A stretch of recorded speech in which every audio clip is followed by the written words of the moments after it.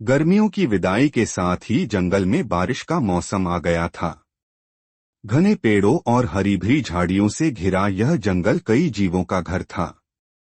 हिरण, खरगोश, हाथी, बाघ और न जाने कितने ही पक्षी यहाँ चैन से रहते थे।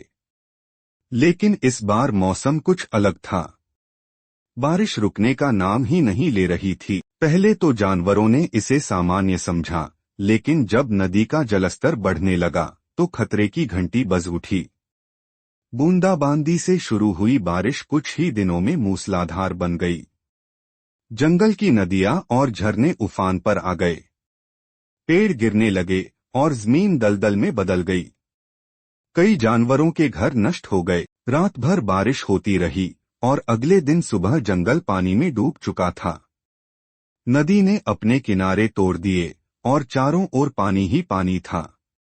छोटे जीवों के लिए यह सबसे बड़ा संकट था। बिलों में रहने वाले खरगोश और नेवले पानी के तेज बहाव में बहने लगे। हिरणों के झुंड ने ऊंचे स्थानों की ओर भागना शुरू किया, लेकिन पानी का बहाव बहुत तेज था। बाघ और तेंदुए जैसे ताकतवर जानवर भी इस आपदा से बचने के लिए सुरक्षित स्थान खोज रहे थे। जंगल के सबसे बुजुर्ग हाथी, जो सबका मार्गदर्शन करता था, उसने सभी जानवरों को एक ऊंची पहाड़ी की ओर जाने को कहा। धीरे धीरे कई जानवर उस पहाड़ी की ओर बढ़ने लगे। लेकिन समस्या अभी खत्म नहीं हुई थी। तेज बहाव में एक छोटा हिरण फंस गया था। वह मदद के लिए इधर-उधर देख रहा था। तभी एक भालू ने बहादुरी दिखाते हुए उसे बाहर निकाला।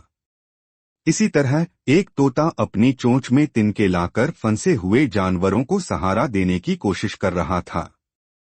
हाथियों ने अपनी सूंड से कई छोटे जीवों को पानी से बाहर निकाला। 3 दिन तक जंगल में बाढ़ का कहर जारी रहा। कई पेड़ उखड़ गए, कई जीव बेघर हो गए, लेकिन सभी ने मिलकर एक दूसरे की मदद की। धीरे धीरे बारिश रुकी और पानी उतरने लगा। जो नुकसान हुआ था उसकी भरपाई में समय लगने वाला था, लेकिन जंगल के सभी जीवों ने मिलकर इसे फिर से बसाने की ठान ली। इस आपदा ने जंगल के सभी जानवरों को एक नया पाठ सिखाया। एकता और सहयोग से हर मुश्किल का सामना किया जा सकता है।